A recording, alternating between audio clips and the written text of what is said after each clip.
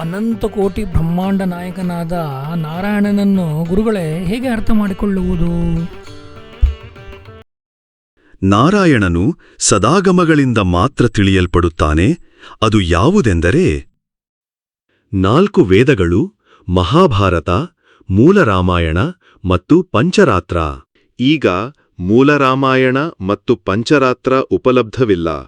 ಪಂಚರಾತ್ರಾದ ಸಾರವೇ ಗೀತೆ ಎಂದು ಶ್ರೀ ಜಯತೀರ್ಥರು ಶ್ರೀಮನ್ ನ್ಯಾಯಸುಧಾ ಗ್ರಂಥದಲ್ಲಿ ತಿಳಿಸಿದ್ದಾರೆ. ನಾರಾಯಣನು ಸಮತೀತ ಕ್ಷರಾಕ್ಷರಂ ಅಂದರೆ ಅವನು ಕ್ಷರ ಮತ್ತು ಅಕ್ಷರ ಎರಡನ್ನೂ ಮೀರಿದವನು.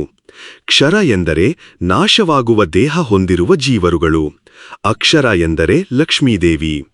ಅವನನ್ನು ನಿರ್ದೋಷಾಶೇಷ ಸದ್ಗುಣ ಎಂದು ಕರೆಯಲಾಗುತ್ತದೆ, ಏಕೆಂದರೆ ಅವನು ಎಲ್ಲಾ ದೋಷಗಳಿಂದ ಮುಕ್ತನಾಗಿದ್ದಾನೆ, ಅನಂತ ಸದ್ಗುಣಗಳಿಂದ ಕೂಡಿರುವವನು.